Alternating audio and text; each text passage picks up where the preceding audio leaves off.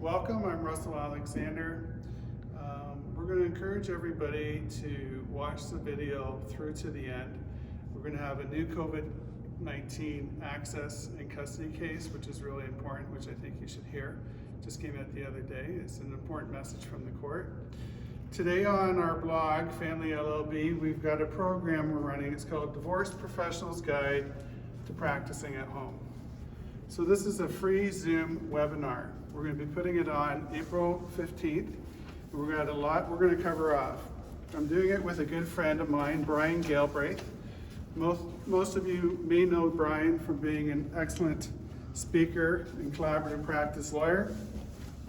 We're going to take a deep dive and help professionals learn best practices, tips, and tricks for working at home.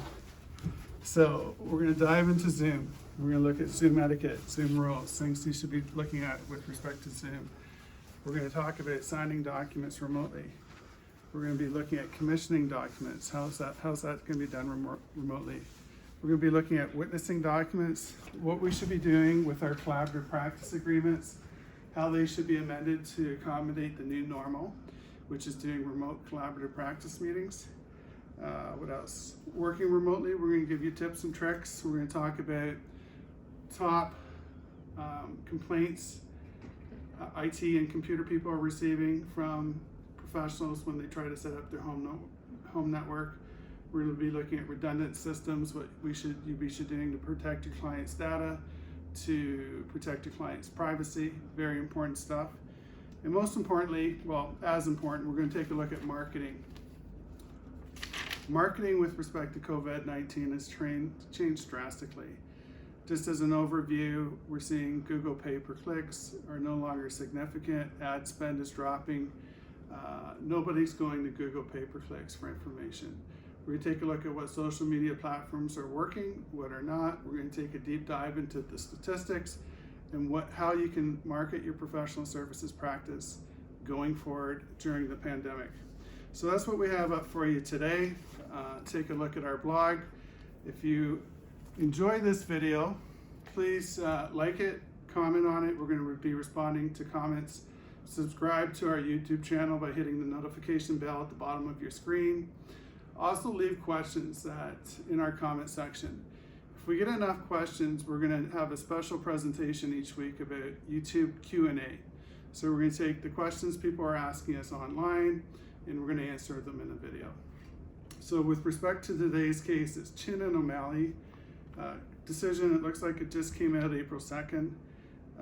The triage judge in this particular case had to determine whether or not the matter was an urgent matter. If it's not classified as urgent or an emergency, it's going to be dismissed. So what that means, if you're having an access dispute and you go to court to ask the judge to help, if it's not characterized as urgent or an emergency, the judge won't hear your case. And you've got no help, no remedy, no new court orders.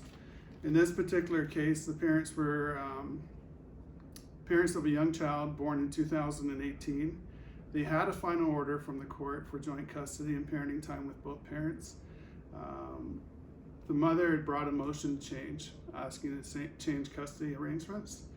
And during the course of the pandemic, she unilaterally cut off dad's parenting time and said they're going to make up access time later. So there was no access occurring. There was no sign that the father was putting the child at risk. So the father brought the case. The court followed the Ribeiro and Wright decision, which came out a week or so ago. We've got a separate blog on that decision. It's one of the leading cases in this area.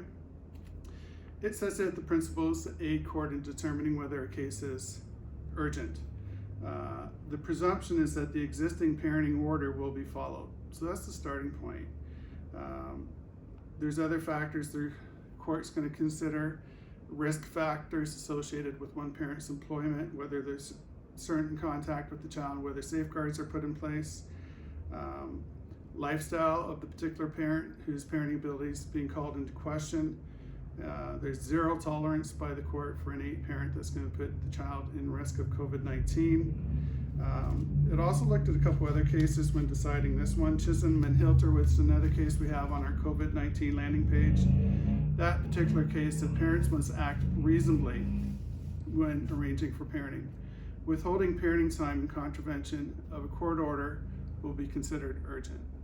Gives you some guidance in terms of what you should do if you're having a parenting dispute with the other parent, if you're not seeing your child, or if you're concerned and thinking of just simply cutting off access altogether and not letting the other parent have access to the child.